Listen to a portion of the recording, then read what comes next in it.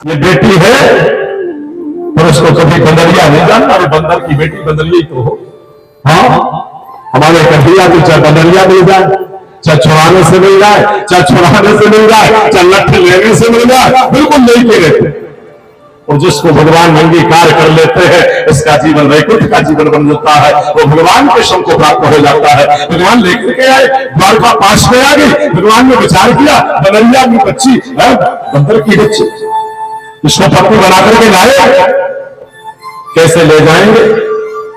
और ले जाएंगे तो लोग क्या कहेंगे? कन्हैया को एक बंदरिया मिली पत्नी के लिए। भगवान रुके रुके रहे जंगल में, आधी रात को द्वारका में प्रवेश करेंगे इसको लेकर के, कोई जान ना पाए।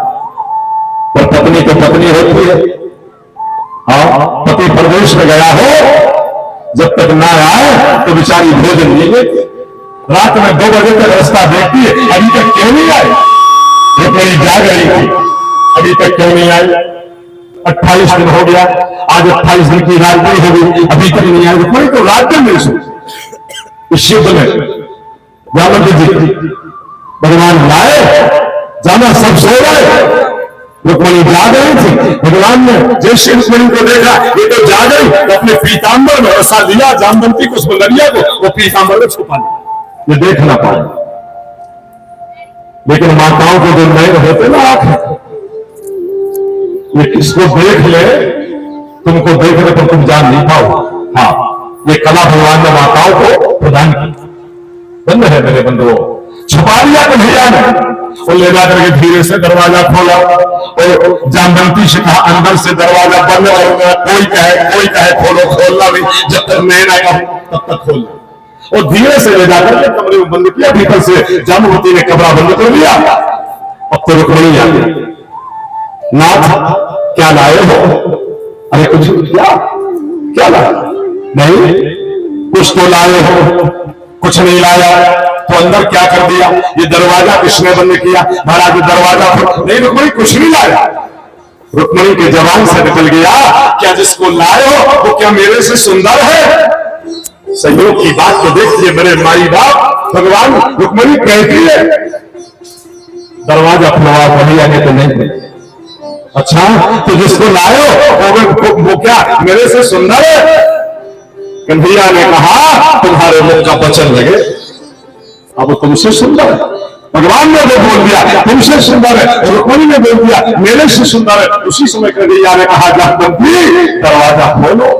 जैसे दरवाजा खोला तो रुक्मणी से भी अपार सुंदरता जामवंती को, नौजवान 20 वर्ष की बेटी बनके खड़ी है, जिसके रंग अंग में करोड़ों करोड़ रुपया न्यौछावर कर रही। ऐसा सुंदर स्वरूप भगवान ने रुक्मणी के आशीर्वाद के द्वारा, बचनों के द्वारा जामवंती को प्रदान करवाया। और दूसरा विवाह भगवान ने जामवंती से किया। तीसरा विवाह यादवों के राजा सत्राजित, जब भगवान ने मणि लाके सत्राजित को दी तो सत्राजित की एक बेटी है। हाँ, सत्राजित के पास एक बेटी मात्र, न दूसरी बेटी न बेटा। सूर्य भगवान का भक्त, मणि को पाने वाला सूर्य भगवान से, जिस मणि का नाम स्मंतक, ये मणि जिसके पास में रहे उसके राज में अकाल न पड़े, और जो धारण करे वो सूर्य सदृश हो जाए, कभी सर्प ना काटे तो एकांत मृत्यु से ना मरे, कभी दुर्भिक्ष ना हो, और 8 मन सोना ये मणि रोज देती, पैदा करके 8 मन सोना रोज देती है मणि। ऐसी मणि भगवान सूर्य के द्वारा सत्राजित को प्राप्त हुई। आज क्षमा मांगने के लिए अपनी पत्नी को लेकर के, बेटी को लेकर के सत्यभामा को, ये साक्षात धरती माता राजा सत्राजित की यहाँ बेटी बन के आई, जिनका नाम सत्यभामा हुआ। द्वारका ले गए। नाथ, मैंने मणि के खातिर जो तुम्हें दोष लगाया उस दोष की क्षमा मांगने आया हूं, और ये बेटी चरणों की सेवा करने के लिए, और ये मणि दहेज में देता, मणि दहेज में देता हूं।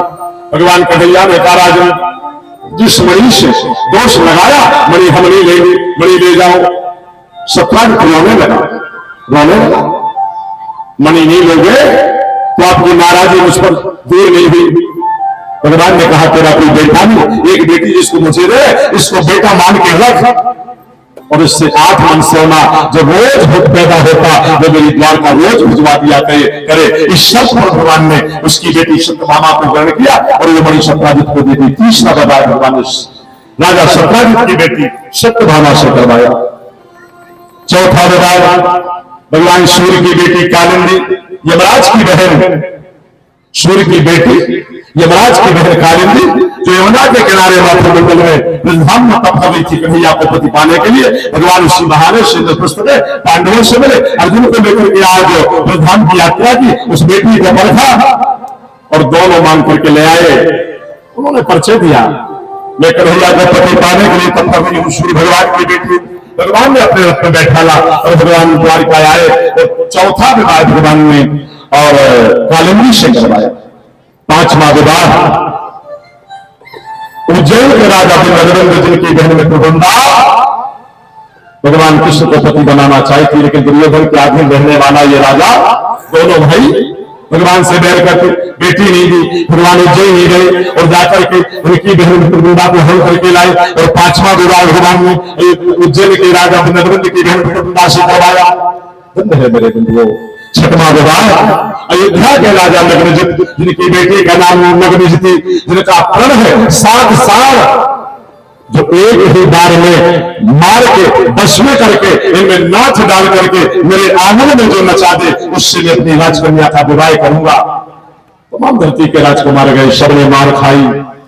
कन्हैया खड़े हो गए और कन्हैया ने एक रूप के 7 रूप बनाए, किसी को दिखे नहीं। उस 7 रूपों में 3 लोग का बल लिया। उन तमाम 7 सालों को मार के अपने वश में किया और नाच डाल करके एक रूप को भर के भगवान उस राजा नग्नजित के अयोध्या के आंगन में नचाने लगे। प्रसन्न होकर के इस अयोध्या के राजा नग्नजित ने अपनी बेटी नग्नजिति का विवाह प्रसन्नता से भगवान कृष्ण के हाथ में उसका हाथ थाम दिया। और इतना दहेज दिया, इतना दहेज दिया, जिस समय से धरती बनी है आज तक इतना दहेज किसी राजा ने अपनी बेटी तमाम को नहीं दिया जितना दहेज नग्नजिति के विवाह में और राजा नग्नजित ने अपनी बेटी को प्रदान किया। इतना दहेज दिया। 7वां विवाह केकई देश के राजा की बेटी भद्रा, भगवान ने उसका विवाह किया।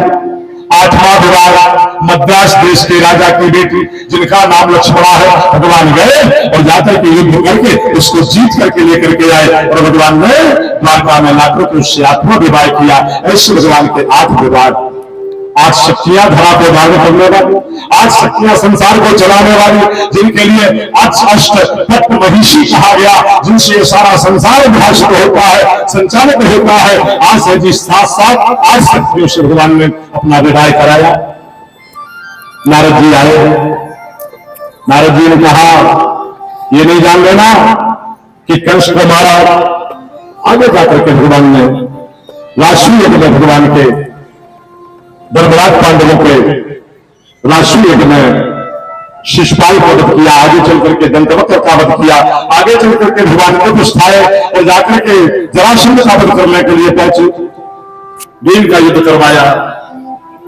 भीम बार बार पराजित हो रहे, एक दूसरे को कर रहे।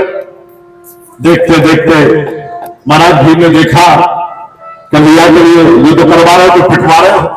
हाँ हाँ, इसी समय भगवान ने इशारा किया ऐसा, तो भीम ने उसको पकड़ा, दोनों पांव पकड़ के चीर के फेंक दिया। लेकिन जरासंध दानवी के द्वारा जीवन को पाने वाला ये राजा बृहद्रथ का बेटा था और राजा बृहद्रथ की 2 रानियां थी। मात्र बड़ी रानी को यज्ञशाला में ले ले, वहां ब्राह्मणों ने एक फल दिया, बोले फल ले जाकर के रानी पार कर लेना, एक बेटा सुंदर होगा। लेकिन राजा बृहद्रथ की रानी ने घर में आकर के अपनी छोटी बहन अर्थात हमारे पति की दूसरी पत्नी, हमसे संतान हो जाएगी, इससे नहीं होगी, तमाशा बढ़ेगा और अराजकता बढ़ेगी, ईर्षा बढ़ेगी। इसलिए उस रानी ने दैववश होकर के भगवान के वश में होकर के उस फल को चाकू लिया और आधा चीरा और आधा चीर करके आधा फल बड़ी रानी ने, आधा छोटी रानी ने पा लिया। दोनों गर्भवती हो गई और जब समय आया तो दोनों रानियों को बेटा पैदा हुआ। और कैसा हुआ? नाक से लेकर के पूरा शरीर आधा आधा पैदा हुआ दोनों को।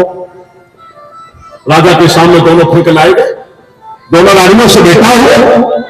राजा बृहद्रथ ने कहा ले जाकर के जंगल में फेंक दे जाओ, कोई काम के जंगल में फेंकवा दिया। उस समय जलाराम की राक्षसी नरहार करने वाली महान तांत्रिक विद्या को जानने वाली मनुष्य की सुगंधी आई दौड़ में पहुंच गई। ये दोनों टुकड़े छटपटा रहे थे। ये जरा नाम की राक्षसी गई, इसने अपने तंत्र के द्वारा उस टुकड़े को इकट्ठा करके और जैसे मंत्र पढ़ा, वो बेटा जी गया, एक रूप हो गया और रोने लगा। उसी समय जरा नाम की राक्षसी इसको जीवन दान दे करके विचार करती, हमारा बेटा बन गया, हम इसको खा नहीं सकते। जरा नाम की राक्षसी लेकर के राजा बृहद्रथ यहाँ पहुंची और राजा बृहद्रथ से कहा, ये आपका बेटा दो टुकड़ों में था, मैंने जीवन दिया, जोड़ा, इसको प्राण वायु दिया, योग मंत्र के द्वारा आप अपना बेटा ग्रहण करो। राजा बृहद्रथ ने कहा, तुम वरदान मांगो, क्या चाहती हो? तुमने हमारे बेटे को जीवन दिया, मांगो क्या चाहती हो? जरा नाम की राक्षसी से राजा बृहद्रथ ने कहा, मांगो क्या चाहती हो? जरा नाम की राक्षसी ने कहा, राजन, बेटा तो तुम्हारा दो टुकड़े में पड़ा था, मैंने जोड़ा है, योग क्रिया के द्वारा, तंत्र विधान के द्वारा इसको सामंजस्य बना करके जीवन दान दिया है, अर्थात इसकी मां बन गई, जीवन दायिनी हो गए। अगर प्रसन्न हो और मुझे वरदान देना चाहते हो तो आज से तुम्हारे बेटे का नाम तुम्हारे राजकुल पर नहीं होगा, आज से तुम्हारे बेटे का नाम मेरे नाम पर होगा। मेरा नाम है जरा नाम की राक्षसी, मैंने संधि करके जोड़ा है, हाँ, और जब मैंने इसको जोड़ा है तो आज से तुम्हारे बेटे का नाम मेरे नाम पर जरासंध होगा। राजा बृहद्रथ ने हाथ धर दिया। आज उसी जरासंध को मारने के लिए भगवान इंद्र पुस्तक है, भीम को लाए, भीम युद्ध चला, भगवान ने इशारा किया, महाराज भीम जी ने उसके दोनों पांव पकड़े, चीर के फेंक डाला, लेकिन वो दोनों टुकड़े आए, फिर से जुड़ जाए और फिर युद्ध करें। अब तो महाराज भीम परेशान हो गए, फिर से देखा भगवान को, करुणा करो, दया करो, हम कब तक लड़ेंगे? उसी समय भगवान ने तिनका लिया और तिनके को चीरा और चीर करके इस तरफ का टुकड़ा इस तरफ और इस तरफ का इस तरफ, ऐसा भगवान ने जहां इशारा किया। अब तो महाराज भीम ने पकड़ा, पांव पर चीरा, इस तरफ का टुकड़ा इस तरफ और इस तरफ का इस तरफ फेंका। जरासंध का वध हो गया, वध कर दिया। पांडवों के भ्राता भीम ने पुष्पों की वर्षा हुई, इस प्रकार से भगवान ने दानवों को बढ़वाया। आज नारद जी आए द्वारिका और कहा, ये नहीं जान जाना कि मैं तमाम दानवों को मार दूं, बंद है मेरे बंधुओं।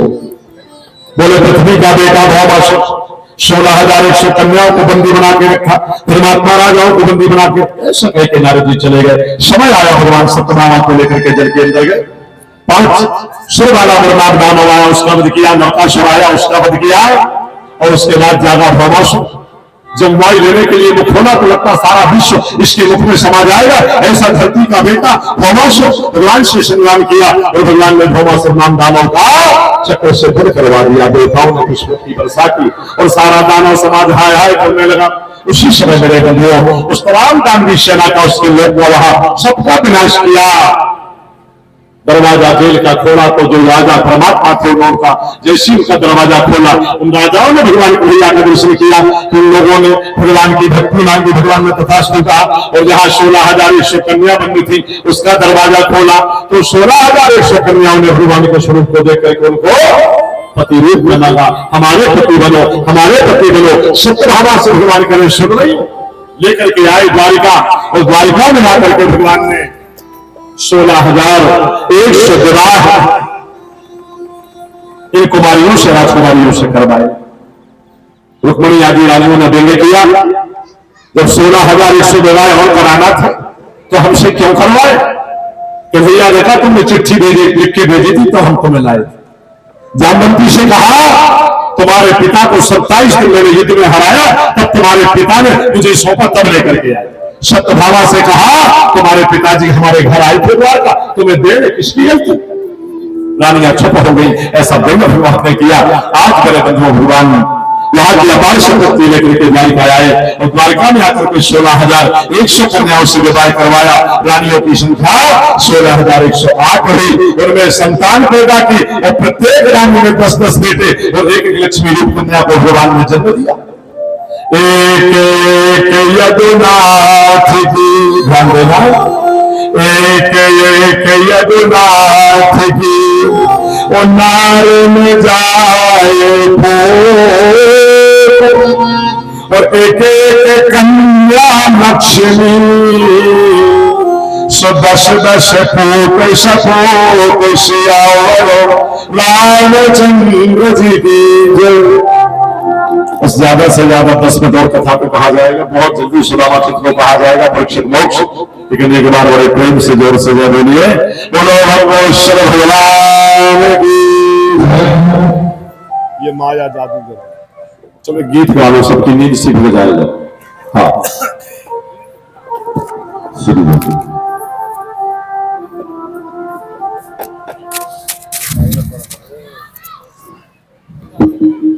सब जग को रही न भाएगा माया जादूगरनी, जग को रही न जाएगा माया जादूगरनी,